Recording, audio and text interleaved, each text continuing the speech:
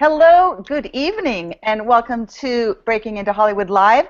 And we have to say either good evening or good morning from Yazin, who's watching from Paris. He's either having a really late night or a really early morning. Glad to have you with us either way.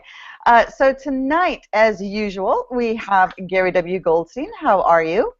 Very well, my dear. How are you? I'm very well, thank you. And we have a very special guest who I'll let Gary introduce, who's as busy as hell at the moment. So thank you for coming on. No, you're welcome. It's crazy the amount of stuff you've got going on. Gary will be doing most of the talking during the evening, but I'm watching the comments. So if you have any questions or anything to ask Gary or Tani, I'm going to keep calling her Tani, and you're allowed to call me Beth Ann for that, right? Tani. That's right. Pop it into the comments tracker here, and I'll be able to bring them up for either of them to answer them. So Gary W. Goldstein, handing over to you. Fabulous. Thank you. Welcome, everybody. Welcome to Breaking into Hollywood. Bethan, thank you so much. And Tani, so good to have you on the show. Thanks, darling. You're welcome. How many years have we known one another? I have no memory. Long time. Long time. That's a lot of years, plural. Probably more than a couple of handfuls. Okay. That's right. So let me, Tani, forgive me. I'm going to talk about you like you're not here. So Tani Cohen, folks, I'm really actually very excited she's joining us. Tani is currently, she's a busy person, as Bethan said. Tani is currently producing No Pay Nudity, directed by Lee Wilkoff, starring Gabriel Byrne, Nathan Lane, and Francis Conroy. As we speak, that is in post. She recently executive produced Six Letter Word, written and directed by Lisanne. I'm going to say this wrong. Lisanne Carter? Lisanne Sartor. Lisanne Sartor, of course I said that, starring Rumer Willis. The film was selected for presentation at the American Pavilion Emergency, which is the emergency, not emergency actually, No, emerging filmmakers. It's the forum for emerging filmmakers, part of the 2013 Cannes Film Festival, and more recently screened at the 2013 Telluride Film Festival. Before Six Letter Word, Tani also executive produced David and Goliath, directed by George Zaver, starring Billy Burke from Twilight. She also produced Telltale, starring Carla Gugino, who I love. She's so fabulous. It starred Jesse Spencer and Adam Arkin for British director Greg Williams. And moving on with HBO, Tani produced the fabulous feature documentary Mr. Conservative, Goldwater, a critically acclaimed film that received a 2007 Emmy nomination. Very, very cool. Oops, hold on one second. We're not supposed to have phones going off at the moment, and mine just did. Apologies for that. One second. Probably the edit suite asking for Tani to get back in there. Exactly. So where is our producer? She also produced MGM's The Dust Factory, starring Hayden Panettiere, Armin Mueller-Stahl, and Ryan Kelly. She received another Emmy nomination as exec producer of Showtime's Snow in August, starring Stephen Ray and Lolita Davidovich, which was a wonderful film, adapted and directed by Richard Friedenberg. Also received 2 more nominations for Daytime Emmys, including Best Director and Actor. Enough awards, way too many awards here, Tani. Many festivals, of course, have recognized her work as an independent film producer, and 3 of her projects, her films, have screened in competition at Sundance, including Inside Monkey or Zetterland. That was one of your early ones, I think. That was my first film. First film. That was an amazing film. Inside Monkey Zetterland starred Patricia Arquette, Sandra Bernhard, Sophia Coppola, Rupert Everett, Martha Plimpton, Ricky Lake, Debbie Mazur, Katherine Hellman. What an amazing cast that was. Egg Salad, another film starring Helen Shaver, also at Sundance. Finally at Sundance, Guinevere, starring Stephen Ray and Sarah Polley. Tani also co-produced How to Kill Your Neighbor's Dog, starring Kenneth Branagh and Robin Wright Penn, which screened, I think that's quite an honor, it actually screened as the closing film at the Toronto International Film Festival. And hold on, I think I'm forgetting something. Actually, a lot of stuff. She also was the producer of Septuplets, An American Town for 20th Century Fox TV, and co-produced Replicant, which starred Jean-Claude Van Damme. Baby Jean-Claude, absolutely. Kickmaster. Forever Lulu, starring Melanie Griffith and Patrick Swayze. And frankly, folks, at least another half dozen or dozen films. We're going to stop there. That's way too many films, Tani. And if all that's not cool enough, Tani actually started her film career running Brian De Palma's company, Fetch Productions. And during her tenure, two films I love, two films most all of us love, were produced there. One, Scarface, and the other, Body Double. Very, very auspicious beginning to a pretty fab career. By the way, I noticed that the film that you're, film that you're in post-production on now, Right. Was the directorial debut of Lee Wilkoff. Right.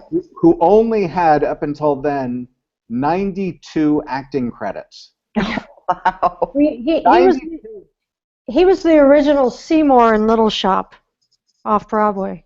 Oh my God. Okay. And then interestingly, your writer, Ethan Sandler, first feature film writing credit after 24 acting credits. So you seem to like to break people in when they're really well seasoned. I have worked with many first-time writers and directors. That is true. Which I admire, and that's why I point that out. Bravo, well done. Thank you. You know what? I'm going to, Bethan, hang on. Talk to Tani for 1 second. I've got to turn on some lights, I think. Yeah, that would be a great idea. Tani, one of the questions that comes to mind hearing all those names and of all different levels of actors and actresses, how easy or how difficult is it to deal with many different people in one film as a producer? You know, I think I've just been lucky that, you know, I think that if actors, if everybody is treated equally, crew, actors, you know, the actors respect that, and, you know, we try to treat them, I think, as, you know, sometimes with kid gloves, just to sort of I'll give you a perfect example. On No Pay Nudity, the film we did this summer with Gabriel Byrne, it was we shot it in New York, and it was a low budget independent film, and you know, in New York, things are much more spread out, and you're in a different location every day. And I was driving back from a set one day with Gabriel, thanking him for being so easy, because sometimes we would just have to throw him in another room to change. And he was like, look, I started in theater, you know, we used to change in the bushes. So, you know, it's just, we've been really lucky. You know, I think I really have not had actors that were a pain. You know, I've heard horror stories, but I haven't encountered it. I think that's a really good point, that you treat everybody as equals, because if you've got, you know, one kind of superstar and one coming up, sometimes, in my experience, balancing that talent act is hard. But what you say, treating them all the same, they get used to it, and it just becomes more comfortable for everybody. Yeah, I think that's right. And, you know, the PA is just as important as the DP, because if you don't have good PAs on set, it's like not, you know, if you don't have shocks, your car won't, or spark plugs, if they still even have spark plugs, your car won't run, right? So, you know, everybody needs to be treated equally. You know, their roles there's no role that's more important than anybody else, as far as I'm concerned.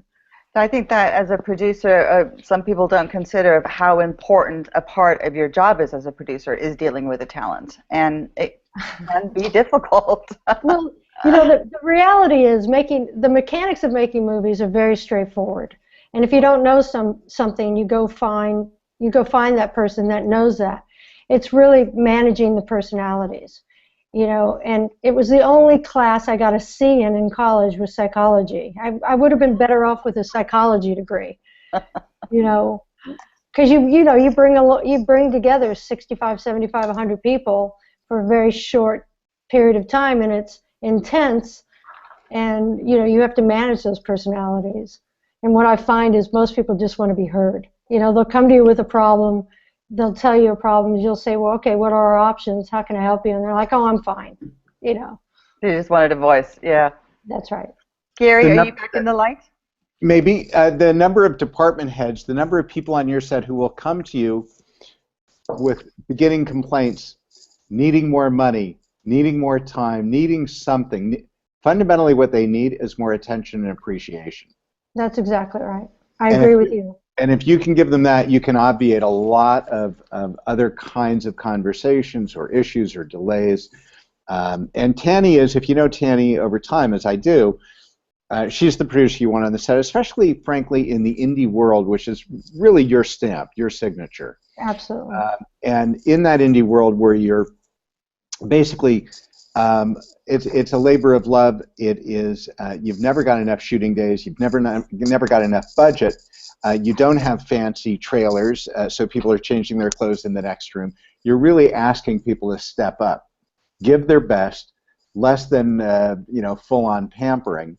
That's where great producing and a director who has the right also cultural mindset. I mean, you have to really love people through this process.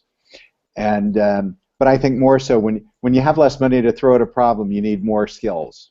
Well, that's an interesting thing. I've never had money to throw at a problem. So how do you solve it? You have to solve it creatively. So you look at all your options, and I find that 99 times out of 100, you've solved that problem. It's the solution is so far better than you could imagine because everybody put their heads together to try and figure out how to solve it. Yeah, it creates collective mission. That's right. It's collective and it's collaborative. Yeah. And so people are reminded of why they're there because it's not, there's no internal competition. No one has a better X than the next person because nobody has much of it. I mean, and I don't mean to make it say filmmaking's a luxury. Yeah. Doing what we do is a luxury, and it reminds us of that what we're here to do as storytellers, as creatives, to play in this particular sandbox is pretty great as it is. So anyway, so tell us about this last film. If I missed that, forgive me, but the film that you're currently doing, what's the storyline? It's called No Pay Nudity, and Gabriel Byrne plays, it's set against the theater world, and Gabriel plays an aging actor who's had enough success to still be pursuing it. And, we sort of follow his journey over a brief period of time, and he hangs out every day at the Actors Equity Lounge with his very eccentric gang, which is Nathan Lane, Francis Conroy, Boyd Gaines, who's a 5-time Tony-nominated actor, and then John Michael Hill, who's a young actor. And it's just sort of, you're just following a period of his life, And is this set in the U.S. and it's present? It's set in New York. Set in New York against the background of the theater world, and present day. Present day, yeah. And ultimately, he realizes that his life isn't so bad. That he's got it pretty good once he sort of gets out of his own way. So it's sort of his journey getting him there. And I have to say, Gabriel Byrne is amazing in the film, and he was an absolute joy to work with. Nice. So, and the director must have been beside himself that you were able to get him. Who was the casting director? The casting director is a woman named Shayna Landsberg. Shayna's cast 2 or 3 films with me. We just last week optioned a script together. We have another project that her sister, you must know Valerie Landsberg. Do you know Val, Gary? Yeah. Val's directing that. Shayna's casting that with Tom Cavanaugh, Constance Zimmer, Francis Fisher, Christopher McDonald, Carol Kane, French Stewart, Casey Abrams from American Idol is making his acting debut. So Shayna and I have collaborated for a long time. Great. And we brought her in. The interesting thing about No Pay Nudity was it was a failed Kickstarter campaign. And the Kickstarter campaign became a billboard, and it attracted some independent financiers, and they came after us. And the Kickstarter campaign had Nathan Lane, who's been attached to the script since day one. Ted Levine was going to star, and Laurie Metcalf. Ted and Laurie had conflicts, and once we had the financing in place and we were able to make pay-or-play offers, Shana got us Gabriel Byrne and Francis Conroy. That is an absolutely astonishing cast. So your director, your first-time director, was he exhilarated and nervous all at the same time? Oh yeah, absolutely, absolutely. Yeah. But you know, the good thing about that is we had a really good script. We surrounded him with really good keys, and we got really good actors. So you know, it made it a lot easier for him to do his job. Yeah, I think this absolutely. is a good point to bring up a question that's come through from Nancy, if you don't mind. Tani, are you likely to need your screenwriter on the set during filming, or is the writer's work really done at that point? What purpose could they serve on set, or would they just get in the way? Well, you know, having a writer on set, I don't think ever really gets in the way. But you know, at the level of films that I make, unless a lot of the films I've made, it was a writer-director. The director wrote the script, so they were there. In this case, with Ethan Sandler, he was actually shooting a pilot for Comedy Central while we were shooting he got a pilot that he wrote and was starring in. So Ethan wasn't able to be on set, but he would have been greatly welcomed if he had wanted to be. You know, I would add to that, and I think that's a great answer, but what I would add to that is there is not a film that I've made, whether it was a little indie or a major studio film, that I am not still in my head rewriting years later. I don't, you know, a film only gets locked because you run out of time. That's right. Not because it's the best version of itself ever, in my view. As far as I'm concerned, if I have to carry them piggyback style because I don't have another airplane ticket in the budget, I will carry them piggyback style to the set. Writers belong on the set. Preferably the original writer belongs on the set, no matter how many other people a studio may have hired in the interim, because you don't find the story until you're actually, it's like being in the gym.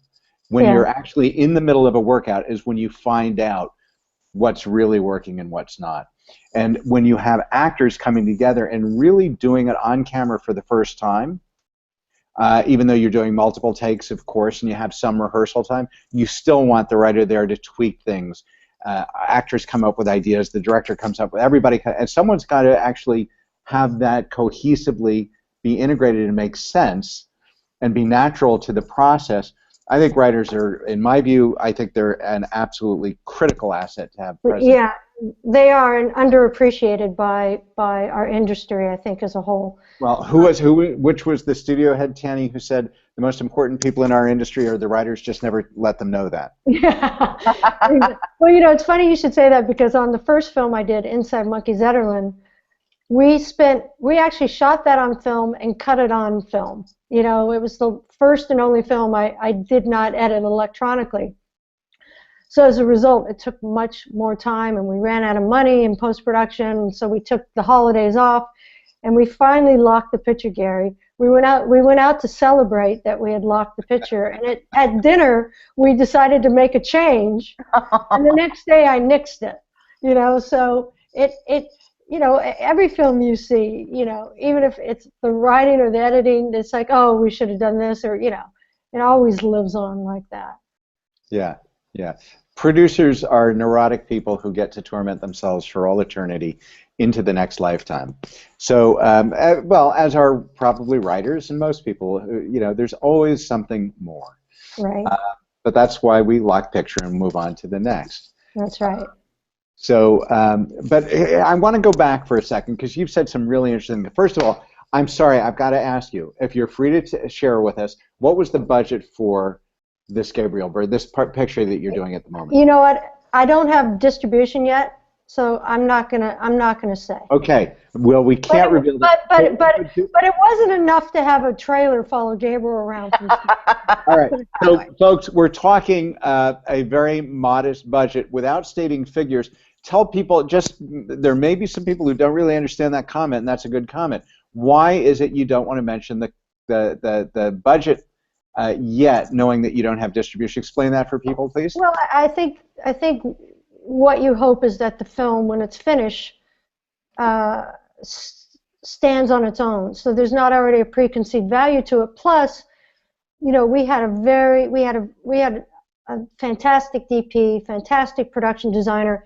Ann Roth, the wonderful Ann Roth, did the costumes for us. She did Gabriel and Nathan Lane's costume. If you don't know Ann, she's got 125 film credits and 125 plus theater credits. She's done everything from Midnight Cowboy to Book of Mormon. So she's warming up to the job. Okay. Yeah, she's 82 years old, and really one of the most fun days I've ever had in my career was watching her when she was working with Nathan and Gabriel on their costumes. So we have a film that I think looks a lot bigger than what we spent.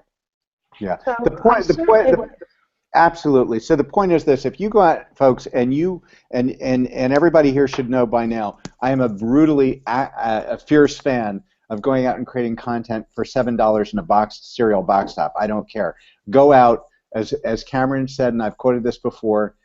Go out and shoot a short, shoot something, get behind a camera, Brownie camera, a giveaway camera. I don't care what it is, because as Cameron said, just start shooting. After that, everything is about negotiating your fee and your credit. It's right, like exactly. Go out and do what you're meant to do. Just make sure you have a good script. If you have, you're just like I've always said, you could shoot it on 8mm. Nobody cares, as long as the story works. Yeah, I've got on my smartphone, I've got the Super 8 app. It's fabulous. I shoot little movies all the time. I don't sell them. I don't publish them, but I do, because I'm not a filmmaker. But it's true. You can go out and you can make a film for $100,000 if it's the kind of film that's so well done, it's so moving, it'll get 2 million people to watch it. It's no longer a $100,000 film. It's worth millions, right? That's right. Look at Once. Once is a perfect example of that. The Irish film is a great example. They actually lost their budget before they went into production. I think they ended up with just an impossibly low number, like $160,000. And by the way, they had no actors. They had band members who had never acted in the lead roles. The director had never directed. And this film went out and did like $20-something million worldwide. Right. And by the way, production too now. What? It's and it's on Broadway as we speak as a theater production. Yeah. If you haven't seen the film, though, I highly recommend that you go see the film once. Look it up online. It's fabulous. And speaking of costumers, costume designers, you worked with one of my faves. I did a film in 1995 with her, Rita Riggs. Oh, yeah, Rita did the Dust Factory. She's another Ann Roth. Rita did all Norman Lear's shows, All in the Family, and Rita just is here in LA and doesn't have the Broadway credits that Ann has, but they're two peas out of the same pod. Rita actually has, just down the street from my house, her studio with a history full of wardrobe that we pulled from, so right? I have that visual because I've been to her studio, and it is a walk through history. It's unbelievable. Yeah. She's wonderful. I don't know if she's retired by now. I haven't talked to her in a few years. I don't know. I've been out of touch. But Tani, let's go back one more time, because you said something fascinating to me, that the film started as a failed Kickstarter campaign. Yeah, really love that story. So that to me is amazing, because even though you didn't, unlike Indiegogo, on Kickstarter, if you don't hit your goal, you get zero money. You don't get any money at all. That's right. Right. So it really then becomes an awareness campaign, unintentionally, an awareness campaign, a publicity item, which obviously was massively successful. Yeah, it was massive. Exactly. It became a billboard, an advertise, or I guess a promo, right? Yeah. It seeds not only, in your case, you said it attracted the financiers, but it also obviously did a lot more. It started a conversation. It started to introduce people, including prospective audience. Right, exactly. Can you talk a little bit to that? Well, it just, once the campaign was done, they still had, Lee ran the campaign, the director. And once the campaign was done, and some investors came to him and said, we will finish what you did. it was interesting because the investors didn't really understand how it worked. So they came to him and said, we will finish what you didn't raise, what you're looking for. As it turned out, once they understood that we didn't get the money, Lee just reached out to all the people, because so many of the people who contributed were people he knew. So they all just gave him the money off site, right? And he raised, you know, about $100,000 that way, which was enough to sort of get the ball rolling. So that seeded the financing.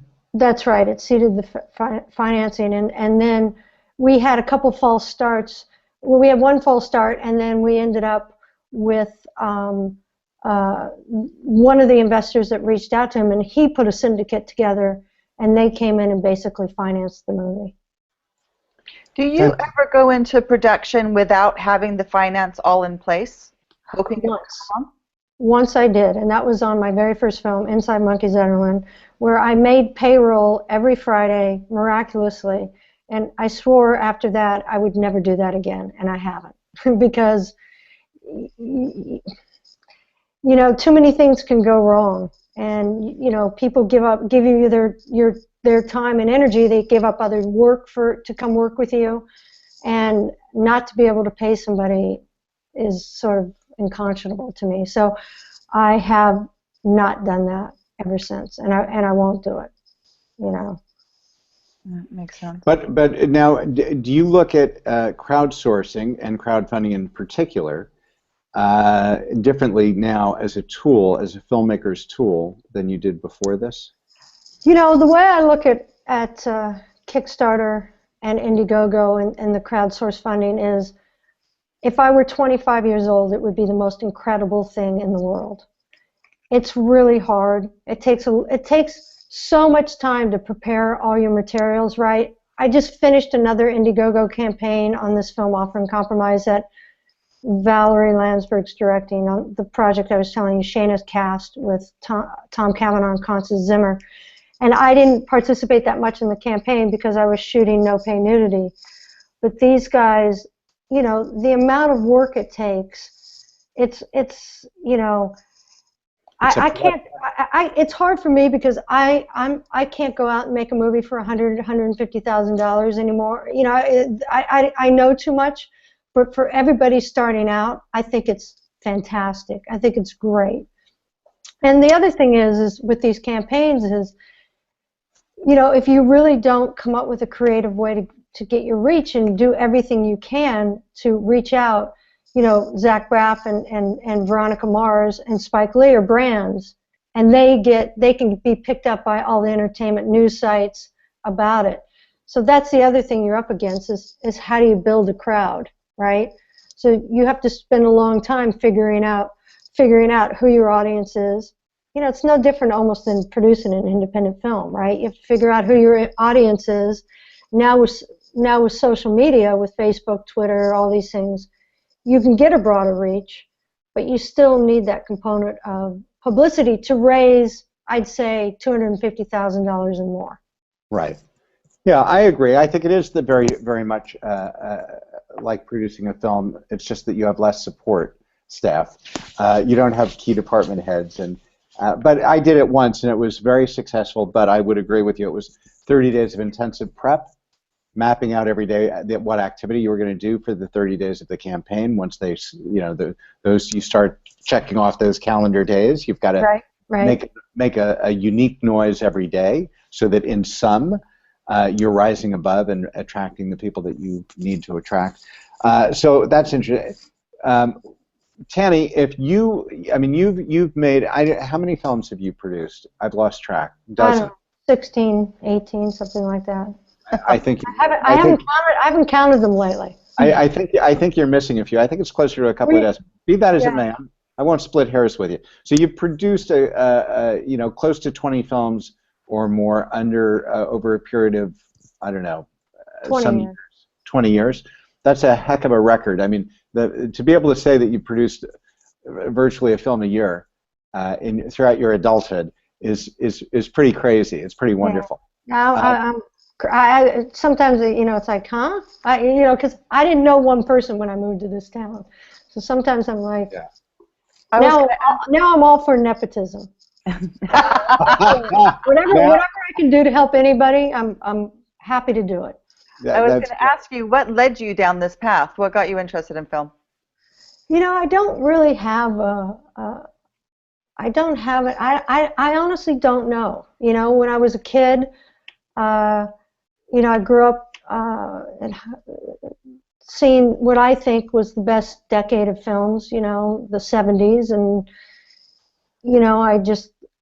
my friends, we'd go to the movie every Friday night and Saturday night, and I just loved it, but I don't know, I just kind of ended up, I went to school in San Diego where I grew up, and I moved up here to Los Angeles and finished college at Loyola, and was fortunate enough to have a teacher who mentored me, and she got me a series of internships, and I ended up interning for Women in Film, and their office was next door to a television producer who needed a receptionist, and I got the job, and there you go. The rest is history.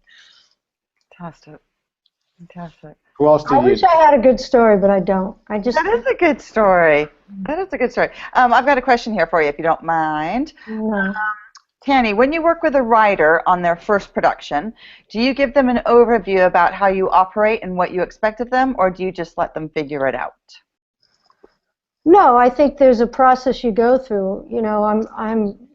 I'm just in the process of starting a new project where a writer's going to adapt a book, and there's going to be a process. He came and pitched his take on the book, and then the next step will be he's going to do a thorough outline, and we'll work with him on that outline until we feel that the film is the potential script will work and has this is based on a true story, so it's sort of set up to have a good traditional 3-act structure, and once everybody signs off on the outline, he'll go do a draft, and then I'm sure there'll be notes and another series of notes, and until we get it into the shape we need it in to be able to take it out into the marketplace. Okay, thank you. Gary? So Tani, knowing all that you know, and like most, as much as you would advocate nepotism today, you didn't have the benefit of that access then, nor did most of us. If you were to write a letter to your 18-year-old self, counseling yourself as a younger person getting into the film business, what would be some of the stuff you know today that you would think important to tell yourself? That's a good question, and it's not an easy answer to just quickly answer, but I think that I don't know if I would have done much differently, Gary, really, in terms of because I did a lot of networking, and I reached, as I met people, I wasn't shy about trying to pursue meetings. I mean, that's probably how you and I originally met, through friends, and then we worked together. But I think it's a little bit easier today too, because when I was coming up, everything you had to do was by phone, and it was much harder to call somebody on the phone and try and pitch yourself or sell yourself than it is to do it on email. And people, you can email people and you get a quicker response. Sometimes in the beginning you would, sometimes it could take you 6 months to get a meeting on the books trying to get somebody on the phone. But for me, it was just a curiosity and a passion and a perseverance. I don't know. That's a good question. I'm sorry. That's okay. I'm gonna take some of what you just said and riff on it for a minute, if I may, because I think you touch on something really interesting. Back in the day, there was no email. This is when we started out, which was a bunch of years ago. There were a lot of things that we didn't, tools that we lacked. What we also had was this sort of delicious naivete and a hunger and appetite those were our most important tools. And so we had to break through a phone line to get wherever we got. Whether it took 3 months, 1 month, 6 months, didn't matter. That's what we had to do. I think, in a way, that was an advantage. And the reason I say that is because I think a lot of people rely on digital communication today and almost relax into, well, I don't have to be nervous. I don't have to show up in person. I can do this through email. I can send, if I'm a writer, I can send blind query letters to 1,000 producers from a directory or whatever it might be, and feel like I've done my part. Like, that's my homework, that's my obligation, I've now fulfilled that, let's see what happens, right? Yeah. You and I didn't have the benefit of that. We knew if we didn't get through on a phone call and ultimately meet face to face, which is where relationships are birthed. Right. It takes time, but that's where they're birthed. That we didn't have a shot at creating relationships, and thus we weren't going to grow our career. Well, I think one of the reasons I struggled answering your question, you hit a good point, is I was really naive, and that along with, you know, really not knowing any better. That's the problem in counseling my 18-year-old self. I know too much now. I don't think, knowing what I know now, you know, I think it would have been much more difficult. And I think having that naivete and just, you know, the perseverance to go for it, I never stopped to think of how difficult it really is or could be, you know. And, you know, I always say, you know, I'm one of these people that a lot of people, you know, Gary, you get a lot of people that call you and want to have it and just sit down with you and get some advice. I never discourage anybody. If this is really what they want to do, I say go for it, you know. Tani, you and I are the same, much in the way that Bethan was in her career, which is pretty amazing, and we can talk about that in a bit. But we all came to it with no get out of jail card free. We had no special dispensation. We didn't have a letter from Napoleon Hill, or we weren't the scion of a film family, or any of. We had nothing to speak on our behalf other than our gumption, our naivete, our absolute desire, which I believe is enough. Because if you can make it, and I can make it. Yeah. Well, finish the sentence. Anybody can. Anybody right? can. I mean, if this kid from small town Coronado, California, can move down Los Angeles, and even though Coronado is only 2 hours away, it's still it was a very small town when I grew up. And, you know, if I can do it, absolutely anybody can. Here's the thing, Tani, that I've come to believe looking back, that I did not know back then. I believe that everybody comes into this business with a gift, with a unique personality, and that they're equals.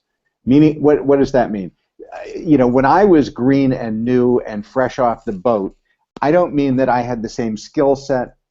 I don't mean I had the same depth or breadth of relationship as a you know, Spielberg or Cameron or head of a studio or whatever it might be. That's not what I mean. What I mean is we are all driven and enamored of this creative you know, lifestyle, this filmmaking or TV series making or whatever, this creative profession. That's where we want to spend our time.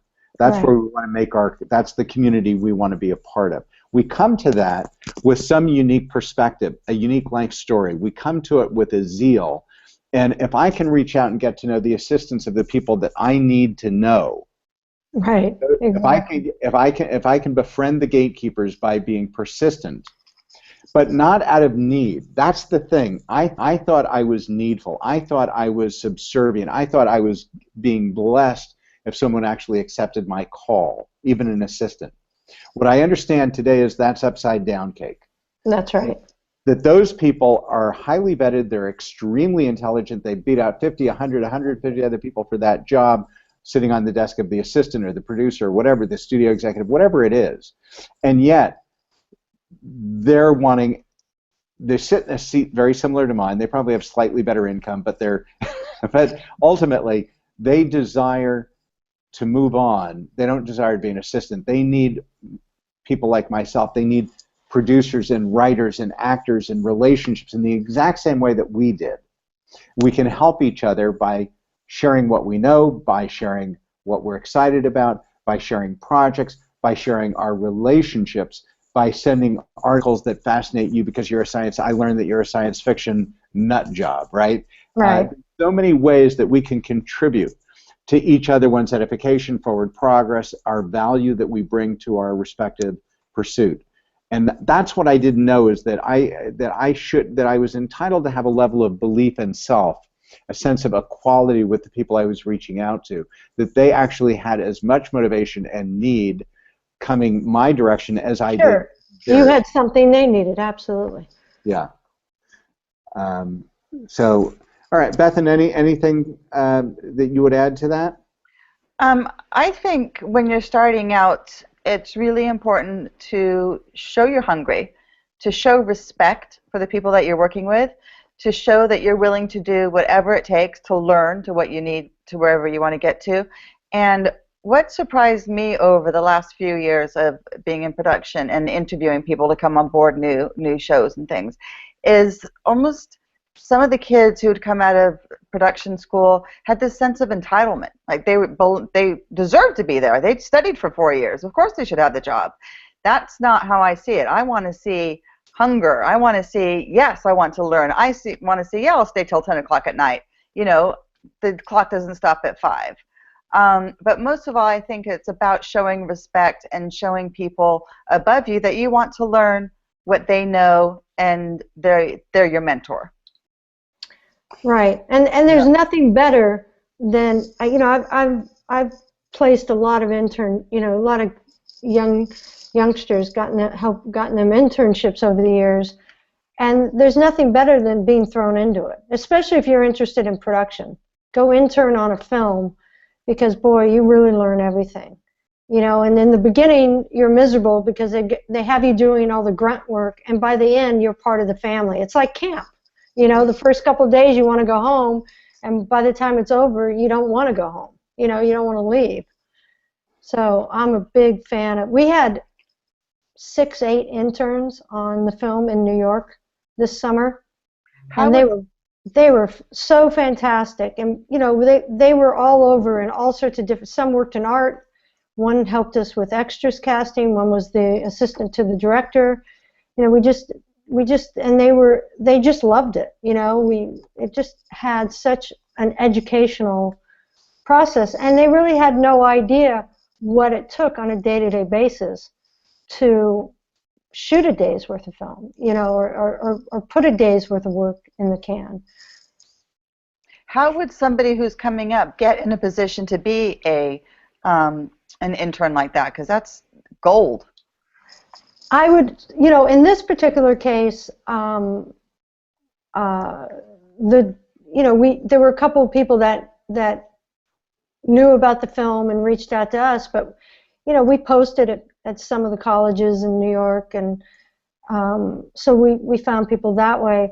I think if you're looking for internships, there's got to be some boards or some sites that list, you know. I think IMDb might, or I'm not really sure, because I haven't looked for them that way. We never have a shortage of people who want to intern on film. I would say between Craigslist, Facebook, and depending on where you're shooting, you want interns in your locale, right? So the film departments or the theater departments of any of the colleges or universities in the region where you're shooting, you'll be overwhelmed. Yeah, also even reaching out maybe to the film offices in the area, you know, the state or the city you're in. They sometimes provide resources like that too. But I have a new phrase now, thank you, Tani, and I think it sums up life. Every camp counselor started as a camper. Yeah. If you haven't been a camper, how do you be a camp counselor? You can't. That's right. That's right. That's exactly right. We have a new motto to live by. That's beautiful. Well, it's so funny, Gary, because when I was a kid and I went to camp, I was like, I want to own a camp when I'm an adult. And not that long ago, we were talking about film, and someone said, you know, just how you build a community, and then you leave, and you always have the best intentions to stay in touch with each other, and sometimes you do, but mostly you don't. And someone said, yeah, it's like camp. And it was like, oh, duh. No wonder I'm a film producer. It's my camp. Yeah. A question's come through that I think is supposed to be funny, but I think it's actually a really good question. Can we be an intern at 42? An intern at 4? Absolutely. Are you kidding? We'll take interns of any age. Only if you're ambulatory and breathing. Yeah, exactly. We do have standards. Yeah, exactly. Yeah. By the way, anyone who's listening, this is your chance. I'm looking at the clock. It's quarter of the hour already. For God's sakes, time is a mischievous creature. So if you have questions while we have Tani live, ask your questions. This is a great opportunity. Okay, I've got one here for you. You asked for it. Okay, if the writers you've worked with, Tani, how did you meet them? How did you get connected to them? So this is a aspiring writer wanting to meet someone like you. Oh, you know, every single film has a different story. You know, sometimes, you know, the projects that I've done, sometimes they're just an idea that we had that we want to develop, and we go look and find a writer. You know, sometimes writer-directors get referred and they end up, you know, calling me because someone said, oh, you should talk to Tani, she'd be a good producer. That case with the Dust Factory. You know, when I did my first film, Inside Monkey Zetterlund, I had a partner who was a physical therapist in San Francisco who wanted to be in the film business, and he funded me for a year. So he gave me enough money to survive, and I read every single thing I could get my hands on. So anybody I spoke to, if they had a script or they knew someone had a script, you know, I just would read everything I could. And I finally read that script, and it was like, we've got to make this movie, and fortunately we did. But, you know, there are one of the things I told you guys earlier, I'm on the board of this wonderful screenwriting mentorship program called Cinestory. And Cinestory, like the Nichols and there's several other script competitions, we have a competition, and the winner gets, we do a retreat, a 4-day retreat intensive every year, and the winner gets to go to the retreat for free, and the semifinalists are invited to come to the retreat. And I think there's a lot of, you know, I would look at maybe some of the different competitions. I mean, I think ours is, you know, it's not that expensive, and we have reading, we have all sorts of professionals, and at the retreat we have managers and agents and producers, writers, and last year the winner of Cinestory was a guy named Patrick Tobin, who wrote a script called Cake, which is already a year later. Jennifer Aniston starred in it, and it'll be coming out early next year. So, you know, any way you can, you know, I don't really, you know, most agents don't really solicit, you know, it's hard, they don't want to read scripts that don't come through an attorney or someone they know. I don't really either, you know, but I also, if I meet you and you know, my thing is, if you think that this is something that is so sensational, I'm happy to read it. And because I just read so many scripts over the years that I don't have the time or the capacity to read in the way that I used to. But, you know, you just ask, you know, you ask who knows someone who's in the film business, and can you get me to them? And if somebody calls me and says, hey, so-and-so is a friend of mine's kid wants to get in the film business and he doesn't know anybody, would you meet with him? Would you read a script? Most of the time I'll say yes. But I don't look for it in the same way. You know what? That's a great answer, and I would just add a few things, Tani. You know, folks, do not wait to rain to buy your umbrella. Don't. You know, today is the best day to begin to build your career, and all you have to do is think, if I could just call 1 or 2 assistants that I've targeted, you know, 1 night a week, 1 Saturday morning a month. You sit in your research. Who are the people, if I could know someone in that organization, That would be amazing. And I'm talking entry level, not the name on the door. I'm talking the assistant, the creative executive, the development executive, someone who has that sort of lust, that zeal, that youthful ambition. Because I believe that we all grow up in micro generations. My career is exclusively thanks to all of the assistants that I befriended when I was starting out.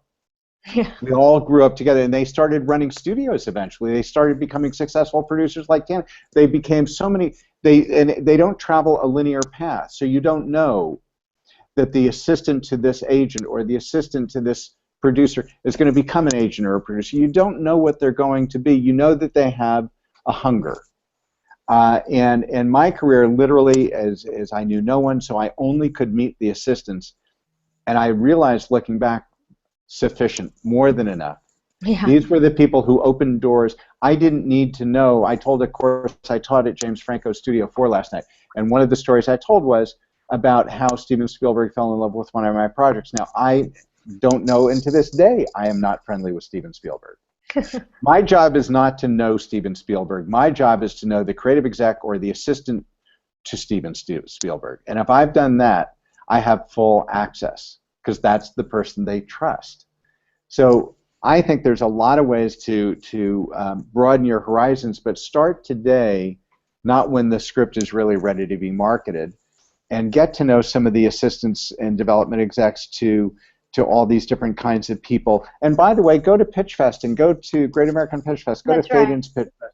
Fade-In, I've done Fade-Ins.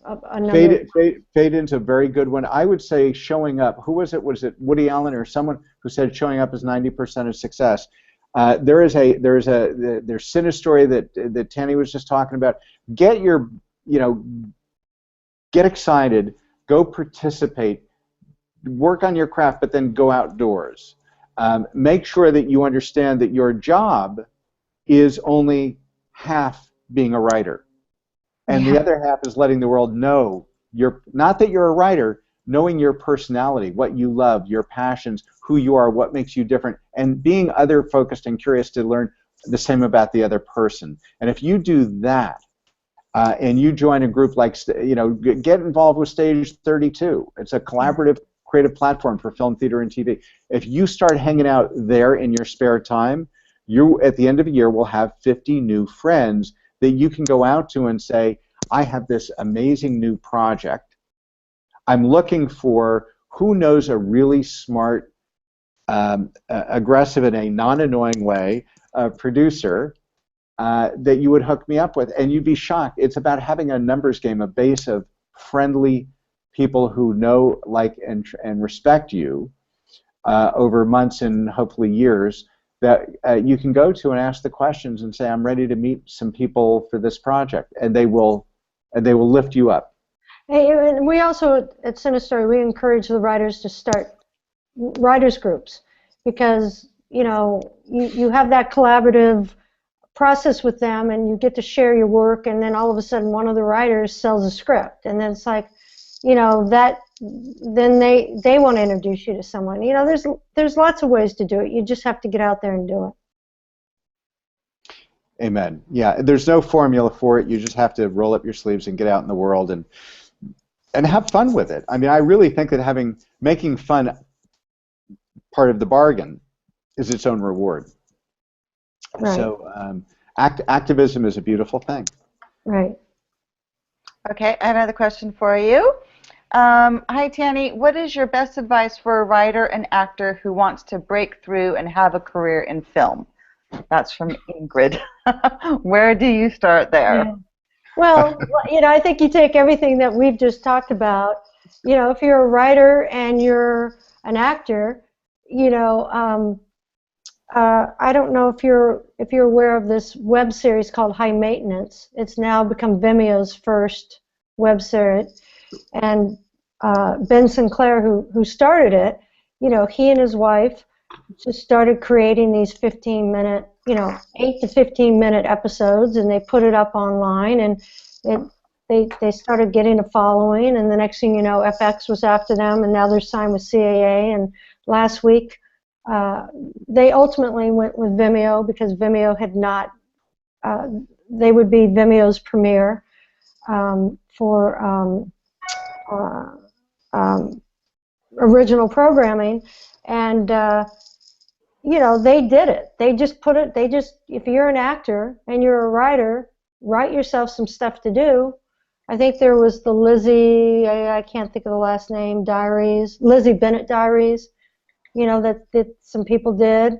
So you have this great, you know, Gary and I touched on it at the beginning of the talk, you know, write something, you know, write something that is unique if you can and original.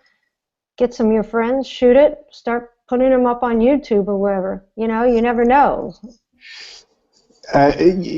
This is so important to understand that creating content is your answer.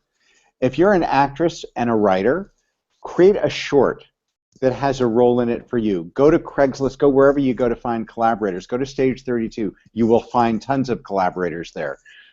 If you go out and you start shooting shorts, it may not be your first one that's perfect, but it might.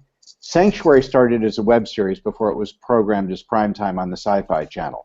Mm-hmm. This is every major production company, every major studio, all the big agencies, they all now have eyes on the web.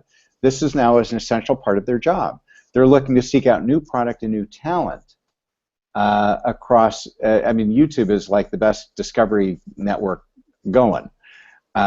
So Tani's right. I mean, I think that if, to the extent that you have, that you really want, you're probably not going to start getting a studio feature film. So start where you're meant to start. Create a short, create a web series, create something that has some real, you know, good DNA, and get some collaborators and go make it. You don't need a lot of money. You don't need a lot of money to do stuff. In fact, you can do stuff for almost nothing.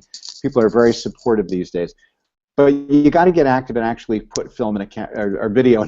I guess you say put video in a camera. Yeah. Right.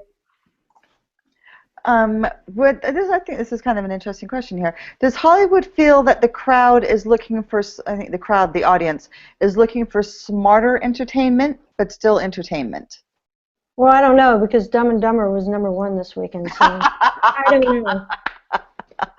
Great answer. I mean, it's certainly what I've been trying to do all these years. You know what, Tani, in fairness, the answer is, for me, 100% the answer is yes. That's not even a gray area. Right. When I started out back in the Dinosaur Era, there were 30, 40 vibrant independent companies, not just the Miramaxes and the New Lines, but, you know, I mean, El Salvador and Platoon came from Hemdale. We had all these amazing companies. We had 30 companies that collectively were putting out more titles annually than the studios collectively, or at least equal to, and they were not the same kinds of fare.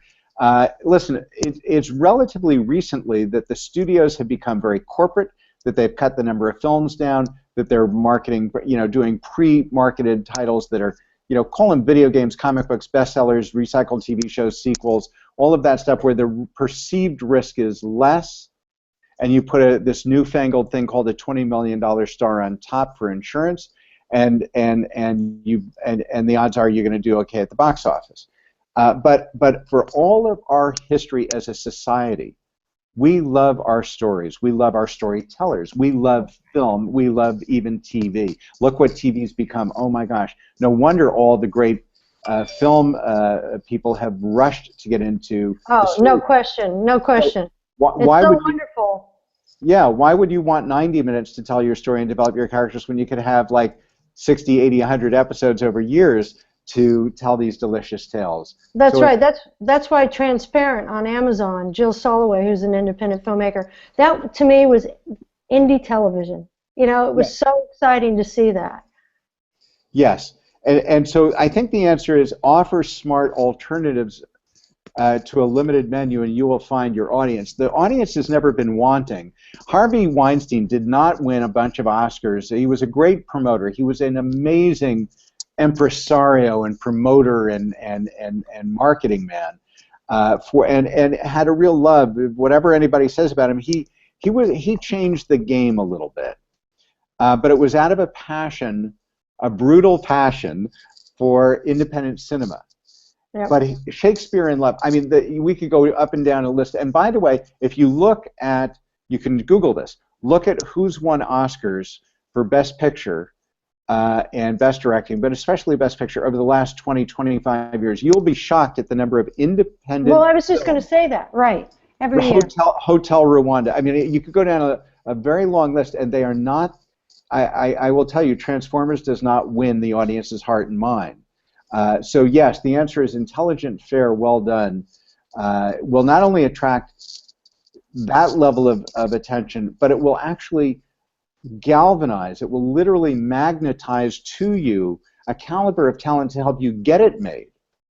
When people read a script like that, you just elevated your opportunity because you can now bring on board key department heads and actors and casting directors and the people who really accelerate and enhance and elevate your opportunity and make it more likely. Well, no question. I mean, No Pain Nudity is a perfect example of that. The script attracted Nathan Lane and Gabriel Byrne and Francis Conroy and Donna Murphy and J. Smith Cameron and all sorts of really, really talented, wonderful actors. So it's all about that written word. Yeah, it's a very long-winded yes, but 2 thumbs up. Yeah. Good question. I think we should let Tani get some rest or go back to the edit, whatever she needs to do. We've had her for over an hour. She is not allowed to rest. That's not in her. That's not. There is no fine print about rest when you're producing and you're in post-production. But it is. I'm sorry, I did notice that it's already after the hour. Well, thank you guys. This was fun. It was so fun. Happy to participate. Thank you. I send you a digital hug, Tani Cohen. It's so you good too. to have you on the show. I hope I see you soon, dear. Yeah, congratulations on the film. It sounds amazing. I can't wait to see it. Will you let us know when it's absolutely. Ready for consumption? Absolutely. Wonderful. All right, thank you. Thank you. Nice meeting you. Bye. Bye-bye. Bye. All right, Beth, any closing thoughts? She's lovely. That's one busy lady. But Yes. I think what her story says is you need to work your ass off to be successful. And that woman still is working her ass off 20 years later. Yeah, there's no moss on her stone. Absolutely true. No. Okay, so we'll be back next week with another magnificent guest. And Gary, lovely to see you. We'll see you who is our guest next week? A magnificent guest. We have a producer. We have another producer. Actually, very interesting. You want to come back next week. Josh Kesselman is going to be our guest next week. I am actually stoked about this. Whoa. Did you just say stoked? You watched Dumb and Dumber over the weekend, didn't you? What? Oh my God! What year is it? I've lost track. I've lost track. Brody to the max, dude. Brody to the max. All right, let's poke fun. Anyway, I'm excited. I will say that I am excited that Josh is going to come on the show. You don't want to miss it. It's going to be very, very cool. Bethan, thank you again. This was a wonderful. Tani was great. I love this. Yeah, she's lovely. Absolutely. So all right. Thanks everyone. Have a beautiful night. Thank you.